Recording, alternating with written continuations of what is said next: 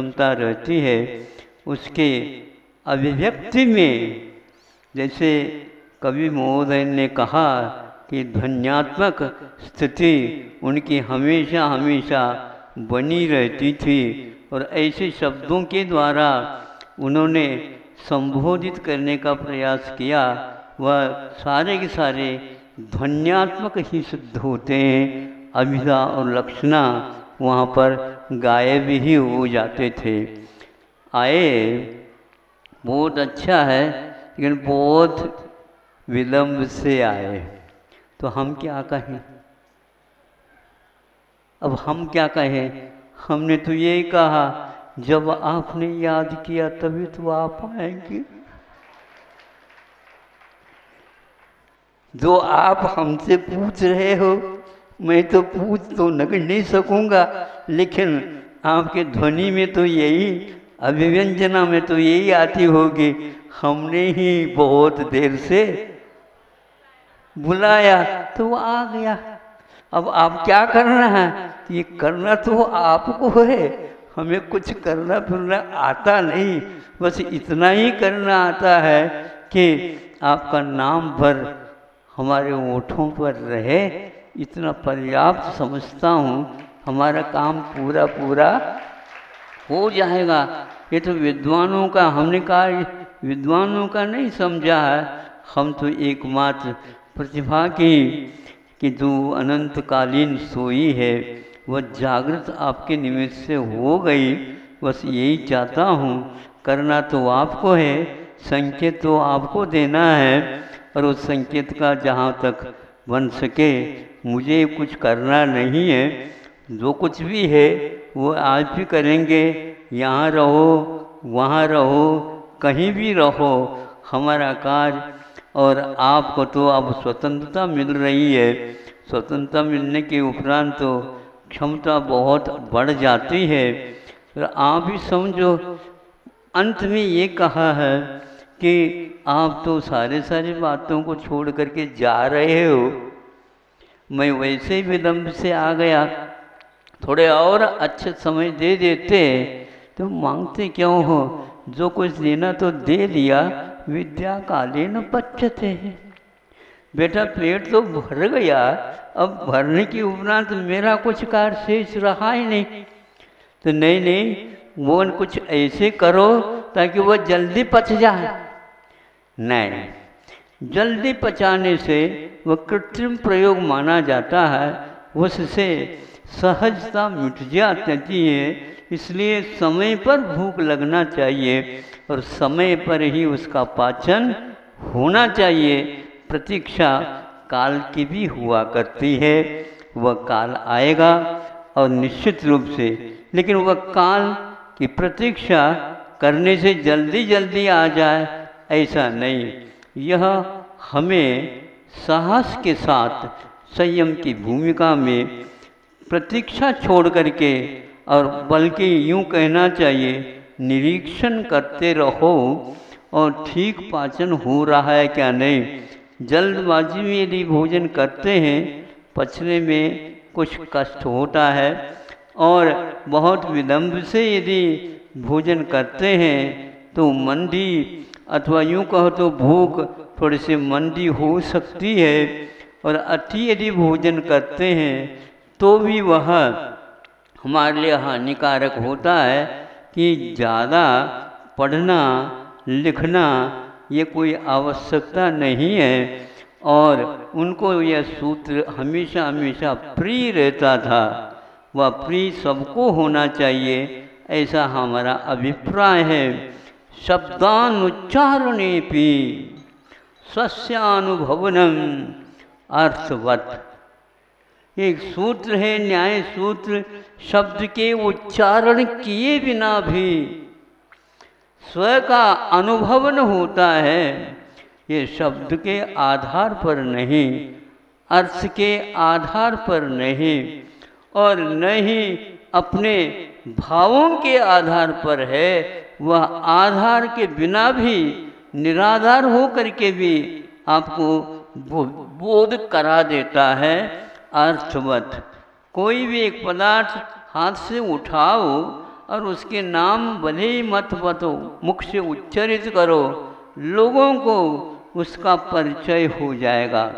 अर्थ का ज्ञान, इनके हाथ में कुछ न कुछ तो है, जो ये है बता रहा है, कुछ पदार्थ है। सो पदार्थ का जो सामान्य बोध हुआ वह शब्द की प्रतीक्षा नहीं कर रहा है। शब्द के उच्चारण की ओर कोई जाने की आवश्यकता नहीं है, बल्कि कोई संकेत की भी कोई आवश्यकता नहीं। बोध तो आत्मा का स्वभाव है और शोध तो बोध का आलोड़न करने से ही शोध होता है। उसी शब्द में वह अर्थ छुपा हुआ रहता है। अर्थ में शब्द छुपा हुआ रहता है क्या? शब्द में अर्थ छुपा हुआ रहता है। शुद्धो वर्ण समामना है कहा, वर्णों की माला शुद्ध है, उसको शुद्ध करने की कोई आवश्यकता नहीं है। ऐसे ही आत्म तत्व है, उसको उच्चरित करने की कोई आवश्यकता नहीं। अपने आप के बारे में भरोसा तब तक नहीं होता जब तक कि हम दूसरे को ओझल नहीं करते। हमें यह बोझिल जैसा लगे कि पर पदार्थ का बोध तभी कहीं जा कर के आत्मा का बोध हुआ करता है। तुम कोई किसी बात की चिंता नहीं करो। यह बात कह कर के उन्होंने अपनी यात्रा का एक प्रकार से उपसंहार करके साधना में लीन हो जाते हैं। और कुछ बातें और भी बात कही थी, कल यदि समय मिल जाता है तो संभव है वह उसका भी अभिव्यक्तिकरण हो जाए।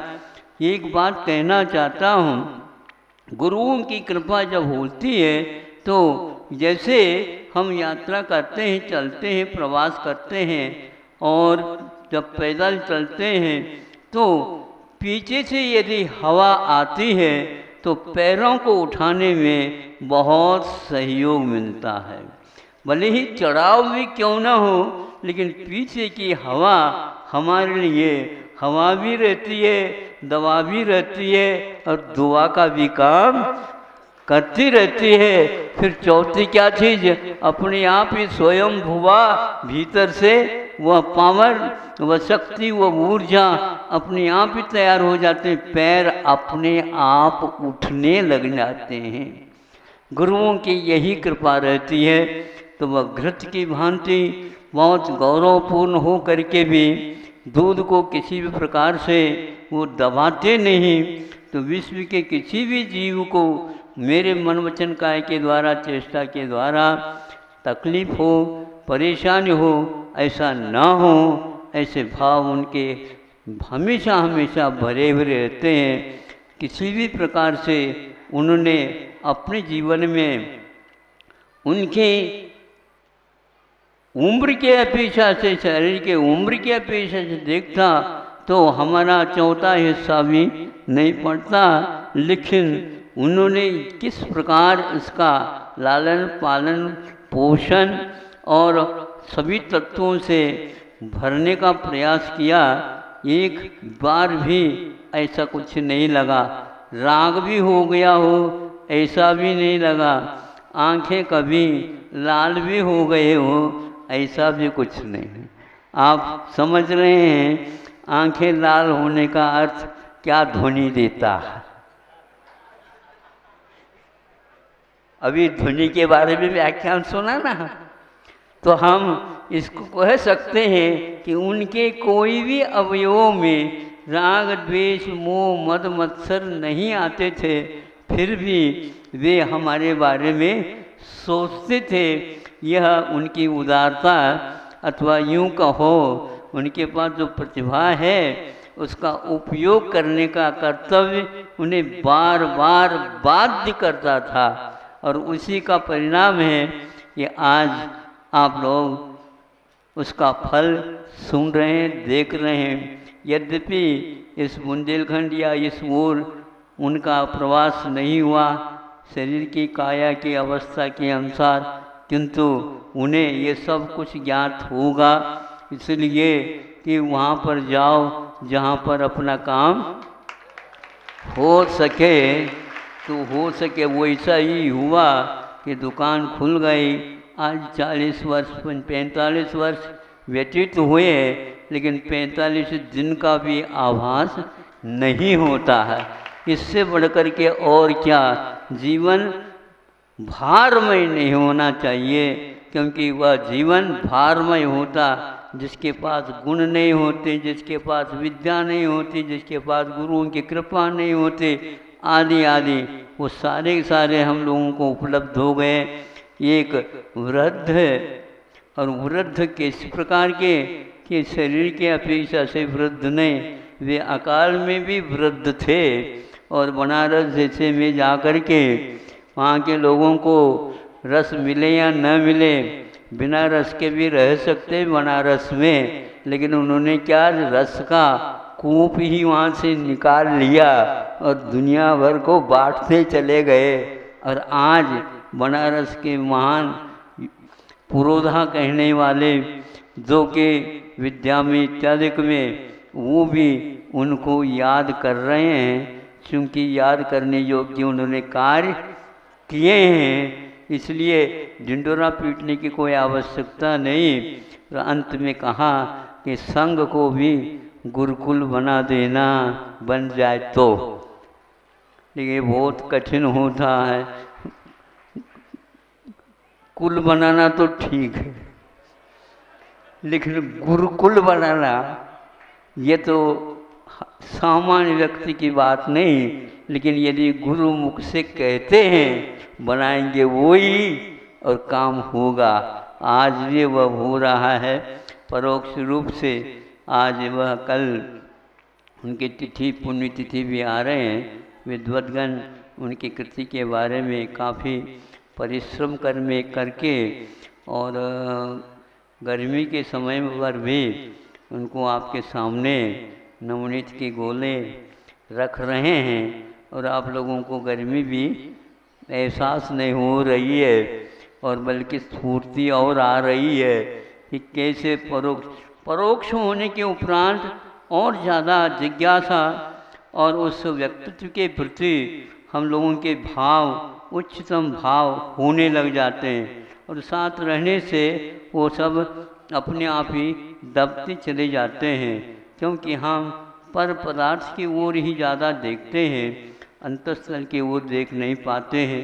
वे ऐसे व्यक्ति थे जो एक प्रकार से पुल के काम नहीं करते थे। हाँ, मेरे ऊपर से जाओ, मेरे ऊपर से जाओ, नहीं, मोक्ष मार्ग में ऐसा नहीं होता, किंतु वे नाव की भांति काम करते थे। नाव में बैठे मिले तो मुझे भी चढ़ने का अवसर मिला, फिर इसके उपरांत तट आ गया, वो भी स्वयं कूद गए और हम भी उसके साथ कूद गए। जहाँ तक मोक्ष मार्ग है वहाँ तक गुरुओं का हमेशा हमेशा साथ बना रहता है। जब तक वह शिष्य शुद्ध न बने, परमात्मा न बने, तब तक उनका वह नाम स्मरण भी हमारे साथ रहता है। उस नाम को, उनके उसके कार्य को हमेशा हमेशा हमें बिना भूले, बिना प्रवाद किए याद रखना, ताकि वह हमारे लिए पाथे का काम कर सके।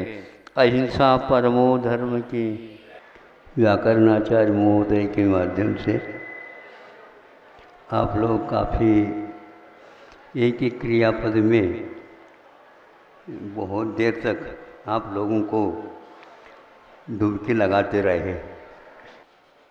आत्मा इस शब्द की उत्पत्ति में ये बताया गया है, अतति व्याप्नोति परिणमति स्वकीयान गुणान शुद्धान व अशुद्धान व पर्यायान व इति आत्मा। कि आत्मा के अपने शुद्ध या अशुद्ध पर्यायों को, गुणों को गुणों रूप परिणमन करता है, व्याप्त होता है, और एक प्रकार से अतति गच्छति ऐसा कहा। यह गच्छति क्रियापद रुकने के लिए नहीं कहा। फिर कहाँ तक वह गमन करें? तो आचार्य कहते हैं कुछ उसकी परिसीमाएँ हैं, प्रदेश हैं, उतना वह गमन करता है। कि तनोति क्रिया के क्रियापद के बारे में जो बात कही है वह अतिथि के साथ बहुत ही अच्छे ढंग से संबंध रखता है। आत्मा दूसरे के देश में जा कर के अपना फैलाव नहीं करता, ये अपने आप में बहुत महत्वपूर्ण है। जैसे समुद्र अपनी सीमा का उल्लंघन नहीं करता, उसी प्रकार प्रत्येक वस्तु या द्रव्य पदार्थ अपने गुण और अपने स्वभाव विभाव के साथ ही फैलाव करता है। यही तनोति या तनोमि में भी भाव अभिव्यक्त होता है। सुबह चर्चा हो रही थी, गर्मी के दिनों में भी आज का यह वातावरण बहुत ही अच्छा लग रहा था। किसी ने पूछा कि भैया यहाँ पर पानी पी सकते हैं, तो हमने कहा भैया जब अमृत का यहाँ पर प्रबंधन है और स्वयं भी आप कर रहे हैं, इसमें क्या तो पीना तो पानी तो प्रतिदिन पीते रहते, किंतु अमृत को चखो तो अपने आप ही उस आत्मा का बोध अवश्य होगा कि पात्र के बिना पानी रुक नहीं सकता। क्या कहा? पात्र के बिना पानी रुक नहीं सकता। और नीचे भी पंक्ति वैसे ही है, पात्र के बिना प्राणी रुक नहीं सकता, टिक नहीं सकता। ये सत्पात्र हैं, अध्ययन कर रहे हैं, सुन रहे हैं, वे भी पात्र हैं, वे स्मरण रखेंगे, वे भी तनुति का एक प्रकार से प्रयोग सार्थक करेंगे। मैं समझता हूँ यह उल्लंघन जो हमारा हो रहा है भावों के द्वारा, कल कहा था थोड़ा सा रुक गया था, उसके इसके साथ जोड़ा जा सकता है। आत्मा अछेद्य है, आत्मा अछेद्य है, नित्य है और वह सनातन है। यह एक कारिका शायद गीता की आती है। तो इसके साथ साथ ये जोड़ा जा सकता है तनोति, यह हमेशा हमेशा बना रहता है। बना रहता का अर्थ यह है कि वह अतिक्रमण नहीं करता। अतिक्रमण का अर्थ अपने द्रव्य की सीमा तक ही वह फैलता है। तो महाराज जी तो तनोमि के कहने करके कहाँ तक विस्तार करना चाहते हैं? विस्तार जितना अपना है उतना ही होता है, किंतु वह विस्तार सजाति के अपेक्षा से जहाँ तक बने वहाँ तक हो जाएगा।